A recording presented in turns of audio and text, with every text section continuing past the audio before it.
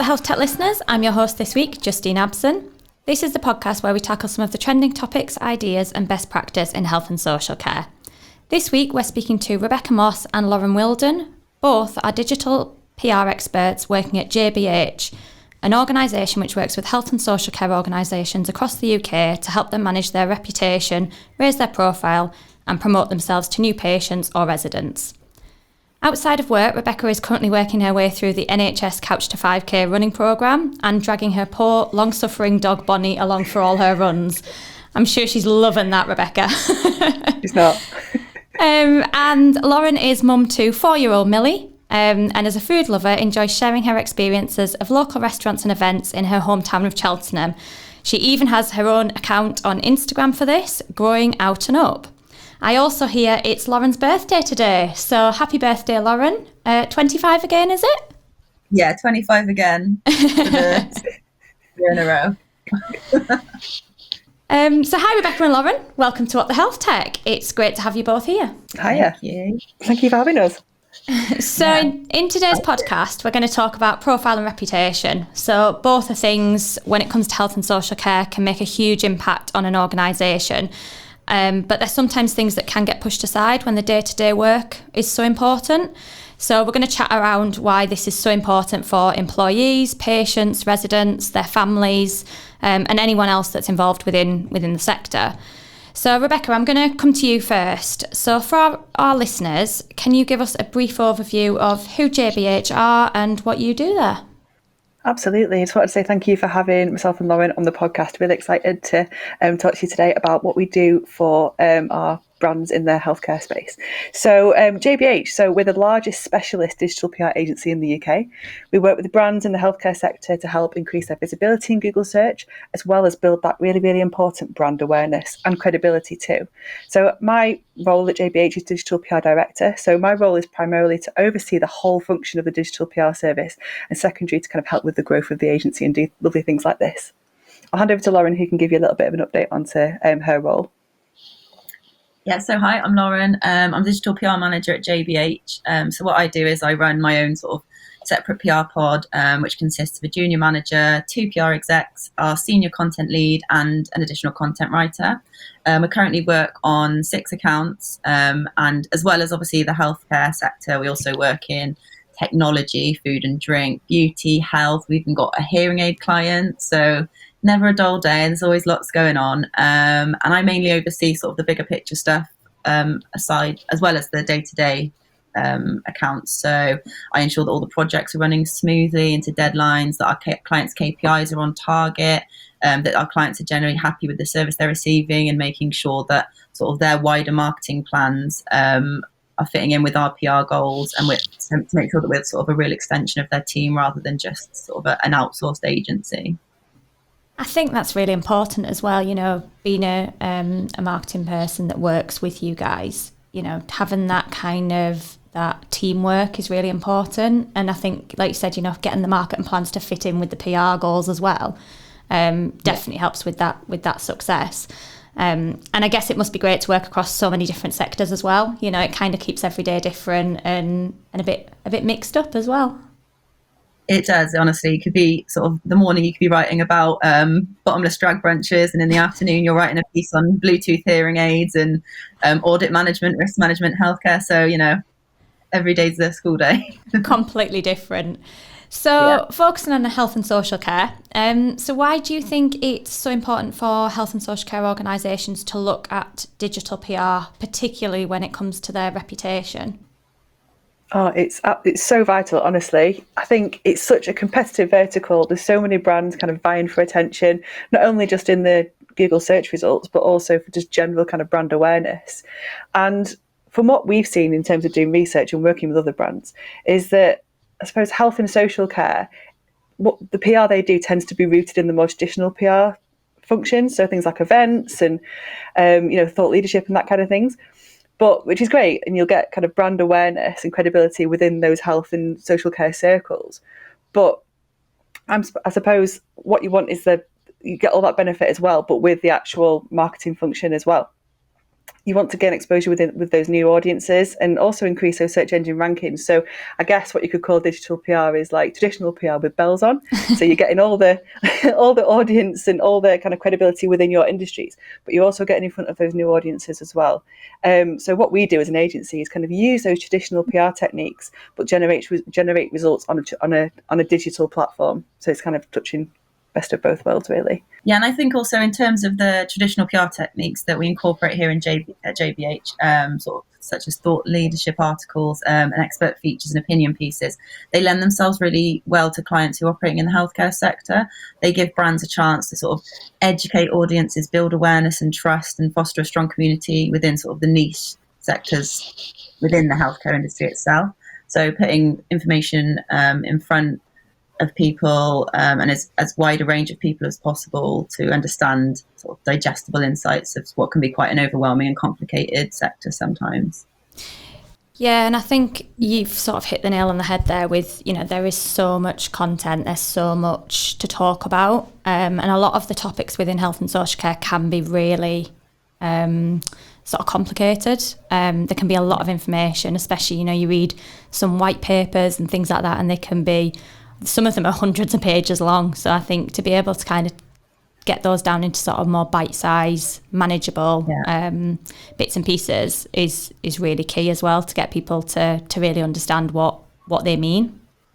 I think that's why it's good sometimes that obviously as PRs ourselves, it's not our expert, it's not our go-to. So we need to be able to digest it down for ourselves to understand it, which then I think helps translate when we're sort of pitching into journalists and we're helping to sort of engage with wider audiences. Because if it's a client side, it's something that they're taking in day out and they know it sort of inside out, but that's not always going to be the easiest way for other people to understand it. So we're sort of a good filter.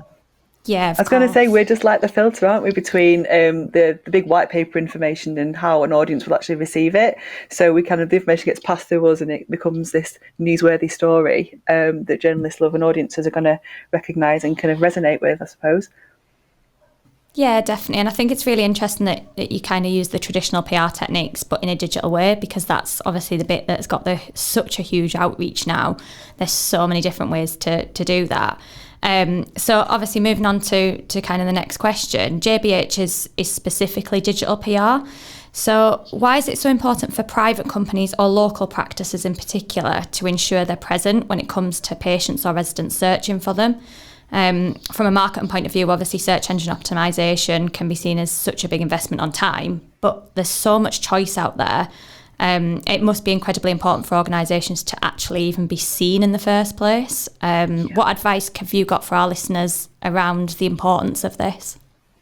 Yeah, for sure. I think it's absolutely so important and vital that healthcare organisations see this as an investment rather than just maybe putting money into PPC or paid search, where it's literally just going to be, you spend your money, get your little bit of visibility, and then it's gone again.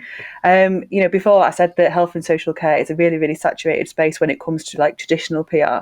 But when it comes to things like digital PR, we're seeing that the really kind of early adopters are seeing the benefit really, really quickly when we compare it to kind of other sectors. Like Lauren said before, we work with loads of different sectors, but actually where we see the benefit most quickly is within the health and social care sector.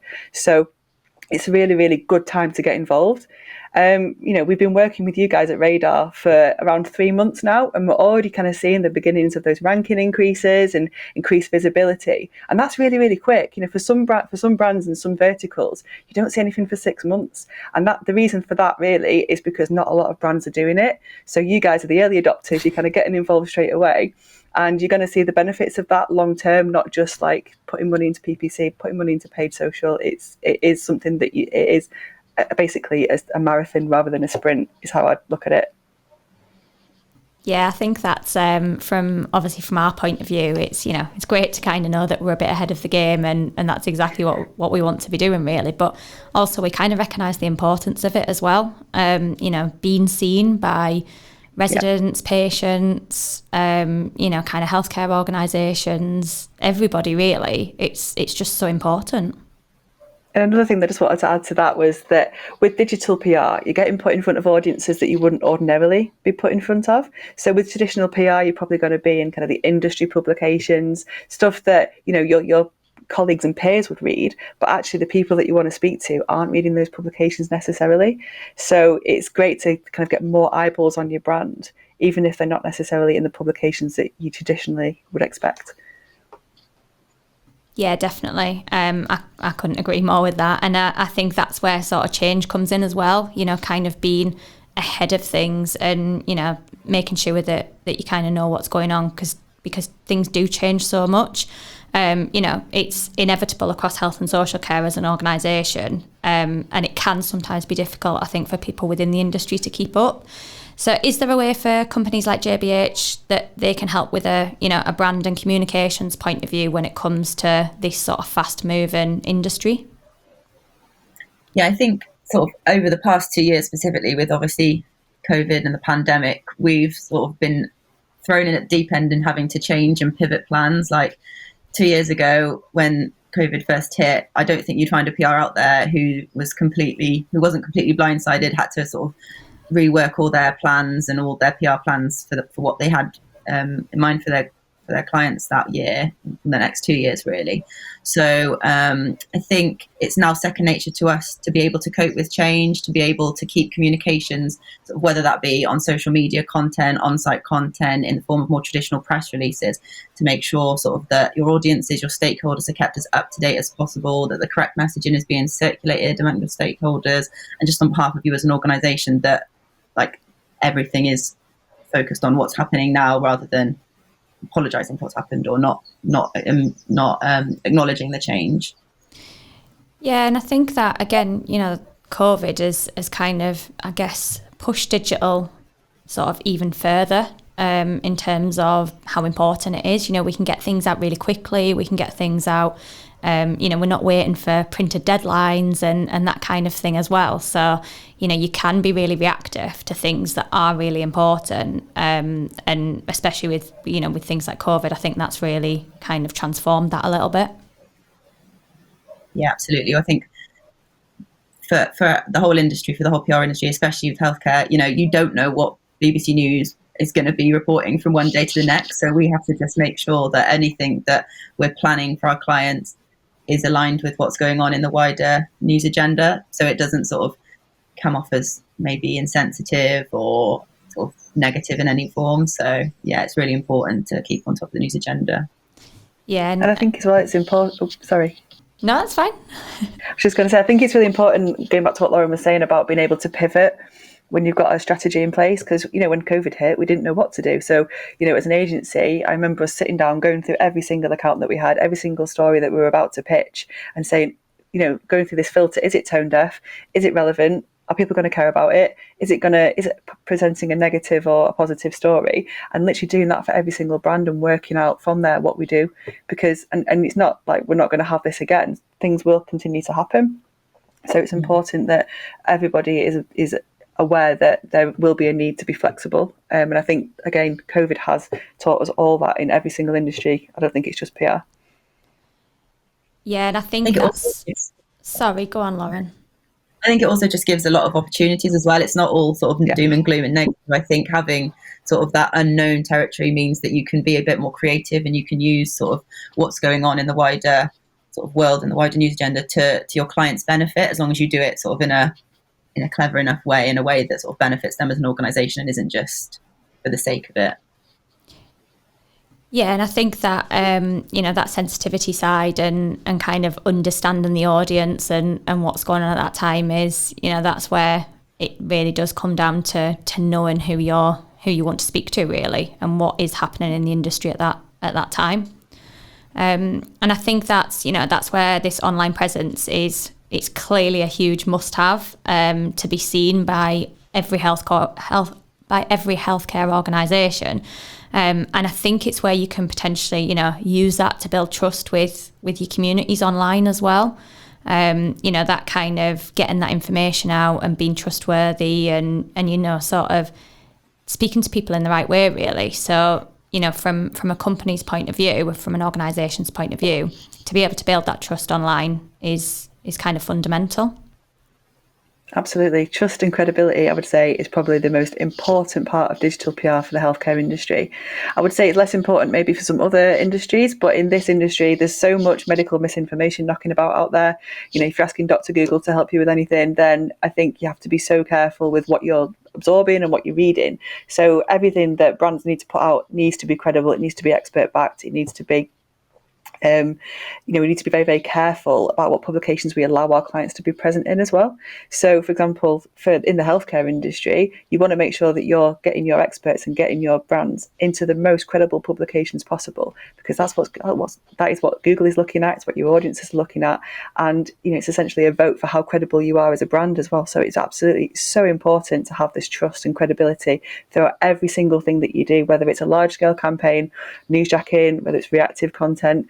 That's a bit of jargon there that we use in the PR industry, but for every single thing that you do, you always need to be thinking, is it credible? Will people trust me if I'm saying this? How can we capitalise on that even more? Yeah, and I think that one thing that I do really want to chat about is, I've worked in the healthcare industry for 6 months, and one thing I've noticed particularly is how passionate people are about what they do.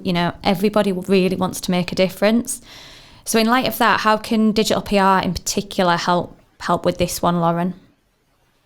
So I think one of the things that I'm going back to again that I'm most passionate about at JBH is incorporating the more traditional techniques alongside the digital PR techniques. So by focusing on this alongside our bread and butter link building tactics and SEO strategies, we can sort of offer up the reputation boosting sort of brag element of being able to say that you've been featured in these nationally read publications and these very sort of peer-focused publications too.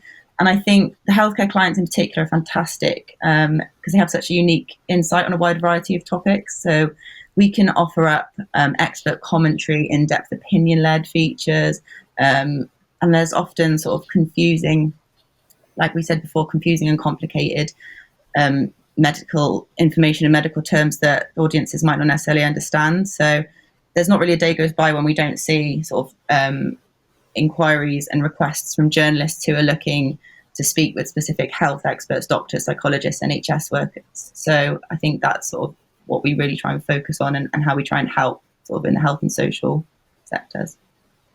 It's a massive opportunity, isn't it, for brands to get involved on that level, because they are qualified, they have the expertise. It's just that they need somebody like us or a company like us to help them shape it in the way that's going to make them look the best.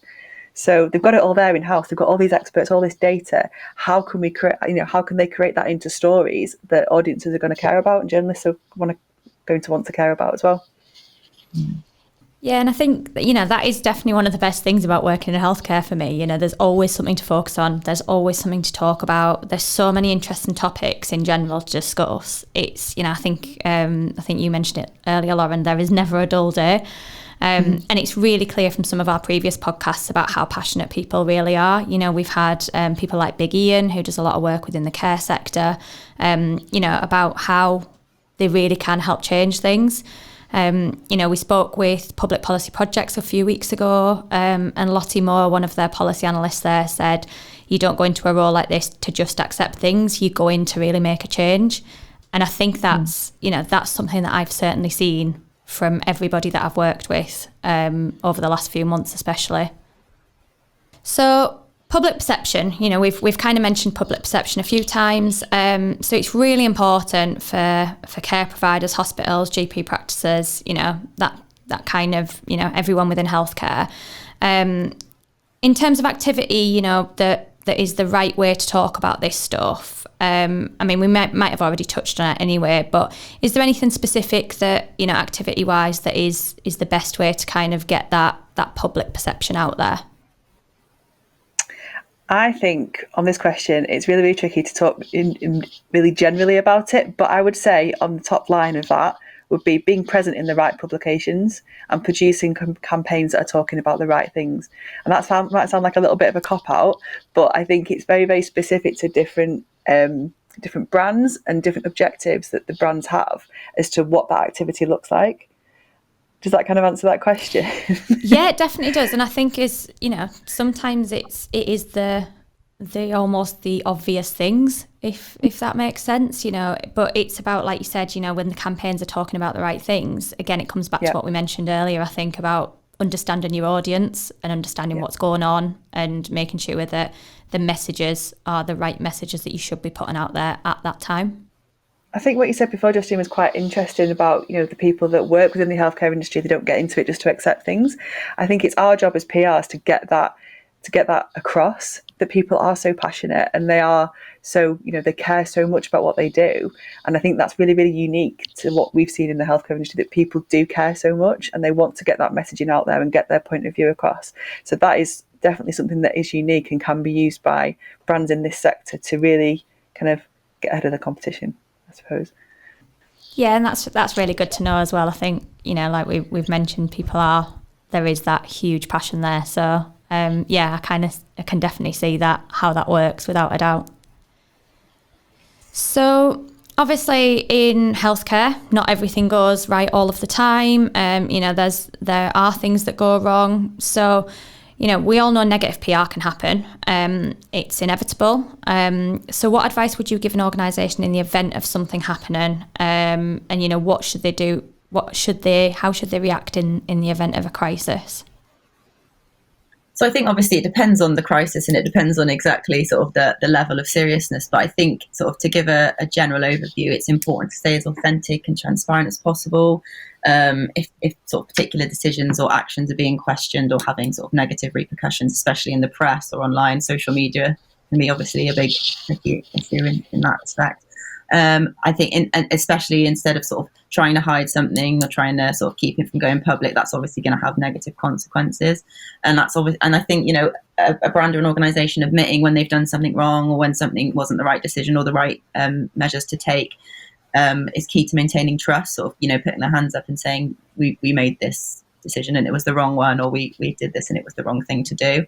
And I think that's even more important for those operating in the healthcare sector, because obviously, you're tasked with very important, complex information. It's people's lives in some instances. So they're sort of trying to get their messaging across to the public audiences and to stakeholders involved in understandable, making it understandable, making it digestible, again, like we were talking about before, and just really making sure that they're accountable for their actions and not trying to hide it. That would be sort of the key takeaway. Yeah, I think that authenticity side of that is definitely really key. I think that's a really, really important point there. So we've discussed lots of different things today. So I guess finally, what are the biggest benefits of PR in healthcare that you would pass on to our listeners? Oh, okay. So I would say trust and credibility we've banged on about it the whole podcast, but I do genuinely think those are the two things that are really, really going to help healthcare brands who have not done this before really see the benefit of it straight away. Again, search engine rankings, everything that we do, these traditional PR techniques, but with a digital mindset, that is going to help with performance of websites, no matter what you do. If you're getting links into the sites, if you're getting coverage that has links back to specific pages, which is something that we are very, very focused on at JBH, the performance aspect on it, how is it going to impact your business's bottom lines? Those are the things that I would say are the biggest benefits. You can literally measure them and see the impact. And then more broadly, kind of thought leadership. So getting your experts into the press and getting them talking about things that they're most passionate about. So when we spoke to you guys when we first started, we had an onboarding session. We went through everything. We asked you kind of, what are your experts the most passionate about? What do they care the most about? And if we can tap into that as a PR agency, we're going to look at that relationship between client and agency. We're going to be able to extract those really, really interesting bits out of you guys. So it's a little bit of a technique that we use to make sure that we're kind of doing things that your experts really care about and you care about as a brand. So that's another thing that I would say is a really big benefit, is finding out what you're passionate about and using that for your PR. Again, things like traditional PR metrics, like share of voice. There's not a lot of brands in this space doing, in your particular space, for example, there's not a lot of brands doing the digital PR side of things, so there is an opportunity there. They're basically missing a trick, I would say. crisis comms. Lauren spoke at length about that before. It is something that happens, and it's how you deal with it. And then again, educating and sharing information. I would say that is a really, really big benefit, because not a lot of people know what these brands do as a business. You might not be out there, you might not have a huge amount of brand awareness out there, but by continually doing the digital PR and working on your visibility, working on your search engine rankings, it will eventually get there. So I would say overall, those are the key things that we really, really care about for brands in the healthcare sector. And I think they're all really, really useful things for our listeners to take away from this podcast as well, which is exactly the kind of point in it. So at the end of each episode, we ask everybody to share what the health tech moment. So this question is a bit of fun. It's all about us hearing everybody's weird and wonderful stories, or things that you might have experienced in particular within the health and social care industry, or any kind of life-changing moments, I guess, that you've had that relate to health and social care. So Lauren, I know you've got a what the health tech moment, so I'm gonna come to you on this last question. Yes, obviously, when you say life-changing, it probably was the most life-changing day of my life. So mine is when I gave birth to my daughter. So that was in 2018, she was born. And it was a bit of a drama-filled day in terms of I couldn't have the initial water birth that I originally wanted. I won't go into details why. And I couldn't actually have her in the hospital that I originally wanted at the birth centre. So I had to go to Gloucestershire Royal Hospital. And obviously, as you speak to any expecting mum, you have a very sort of clear birth plan and idea of what you want to, what the process you want to go through when you're pregnant. And it basically just did a 360. You couldn't do what I wanted to do initially. So I was obviously panicking in the car going over to Gloucestershire Royal. But honestly, it was the most amazing experience. The midwives there that I was lucky enough to have look after me that day were incredible. They were so kind. My main midwife, Jade, who my partner actually knew from school, which was crazy. She stayed with me an hour and a half after she was meant to finish her shift that night, because she'd sort of been there for so long and she wanted to sort of help help me with the actual pushing section, as I say. And yeah, it was just sort of they were just so kind, so lovely. They put sort of myself, my mum and my partner at ease, because obviously we were all sort of really scared. And yeah, they were just a huge source of support and comfort the whole way through, from when we got admitted at 2:30 in the afternoon till lunchtime the next day. Everyone was just sort of so lovely. And yeah, I can't speak highly of them enough. I know midwives can get a bit of slack sometimes, but yeah, our experience was amazing.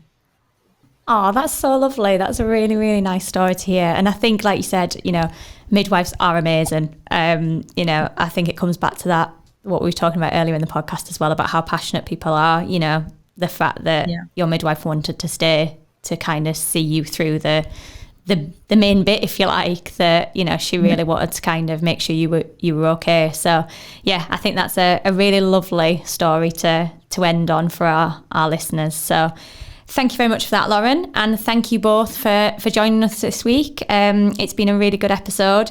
Thank you everyone else for listening. So next week we're going to speak to Chloe Weatherhead, who is Head of Customer Experience at Radar Healthcare. Chloe's going to be talking to us about the top tips when it comes to a successful implementation, so don't miss that one. Don't forget to rate and subscribe wherever you get your podcasts, and if you have any questions for us or our guests, please email whatthehealthtech@radarhealthcare.com.